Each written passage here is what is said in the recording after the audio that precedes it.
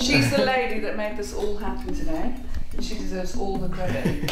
Okay. In so many different ways. I won't start because maybe I'll get a little bit tearful. What size you want? Small, medium, or large? Oh, wow, large cup of tea, please. It's different, yeah, it's great. But it's really good. I love what you said about it on the stand. Yeah, standing on the I'm smacking. Tomorrow. Hi, I'm Emily Barroso.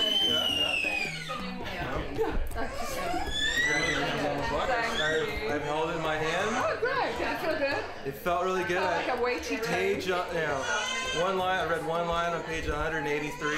Amazing. Oh, yeah, no, I didn't have time to flip through it too much. I like a finely crafted line. So. Yeah. If you can just flip to a page and pick out an amazing line, that's a sign of an amazing book. You should have some. I'm on the floor. You haven't. And wait. I hope you're getting that cake though.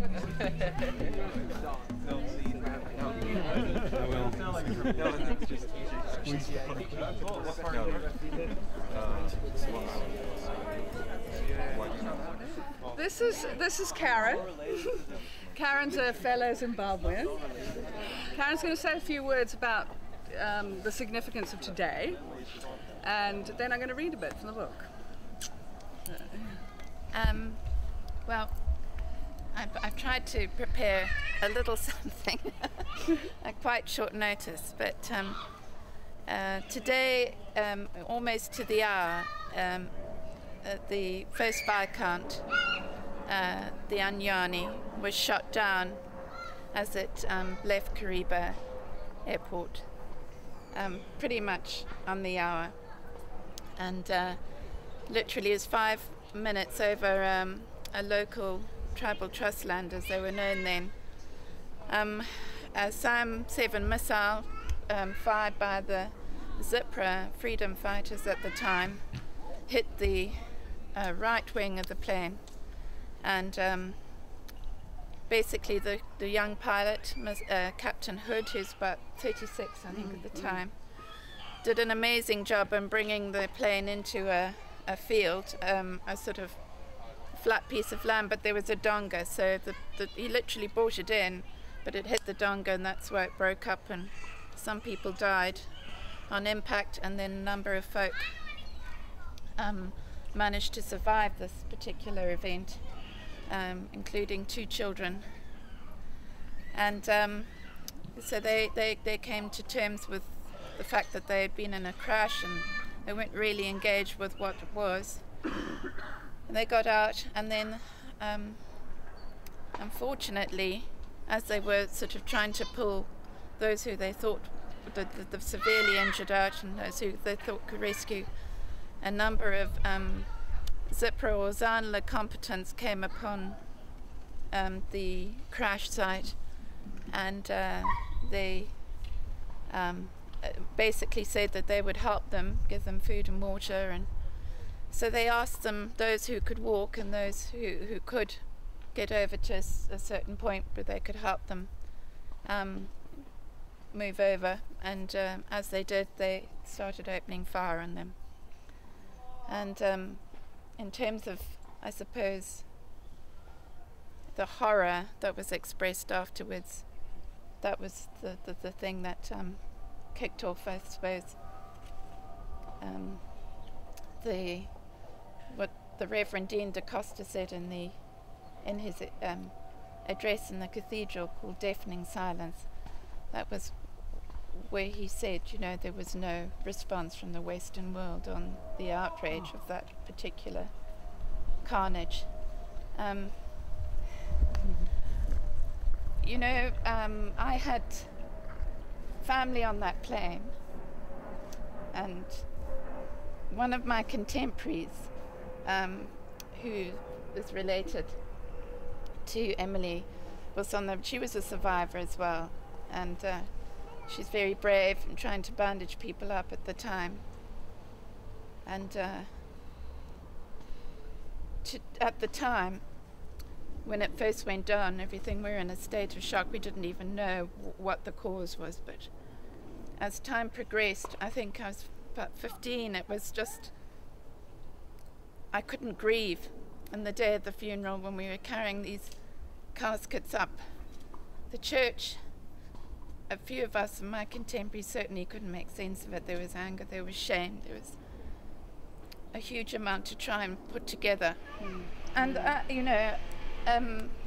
it's interesting in terms of the grief, personal grief around losing members of your family. You know, I've not been able to really engage with that, and I didn't even realize I hadn't engaged with it properly until recently, and looking at and starting to read Emily's book. I consider myself a Zimbabwean, and I consider the fact that I'm living not in the past,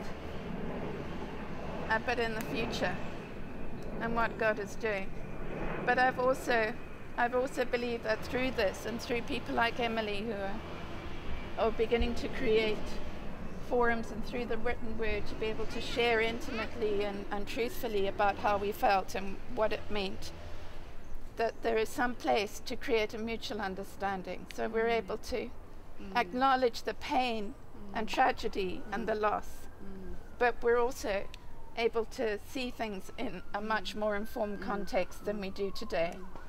So this is part, for me, a journey where I'm learning to interpret that part of my world, or part of that passage of time for me, in a much more informed way, and to feel okay about grieving. And also to grieve about the other things, the horrible things that happened, and the retaliation and everything else that went with it. So from my perspective, my coming to write the book, my family, this is my gran, and my dad is somewhere over there, lurking there.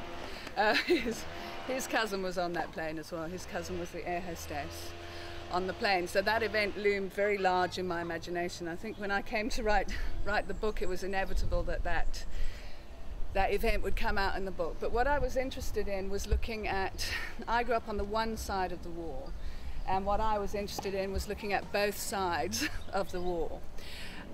So what I wanted to do was create characters who were on either side of the conflict and try and get into their experience, because it was very important for me to understand the situation holistically, for want of a better word. So I was looking at the macrocosm and the microcosm, I guess, and I wanted to become intimately acquainted with the other side, so that I could understand, because there are two sides to the story. So that's what I endeavored to do with the book. So in the beginning section, my fictional, and it is a work of fiction, I have drawn richly from my experiences. I suppose I would call it collective experience. My gran here was a bit of a hero really in the war. She used to ride, correct me if I'm wrong, Gran, but she used to drive trucks across the operational areas during the Bush War, where there were terrorists all around. And I think you had somebody who rode with you who had an AK, That's not an AK, no, I had an the Uzi. AK. You had an Uzi, right? I had the Uzi, and she had to drive the. She had the Uzi. So you know, there were things like this that, you know, my dad served in the war, so he'd go on call up. All our brothers, fathers, uncles would go on call up. And my dad's family are all farmers, so if we went to visit the farms during the war, we would travel in convoy. So what that meant was you'd go with a bunch of other cars, and the women would all have the guns out of the window, just to show that, you know, everyone was fully armed.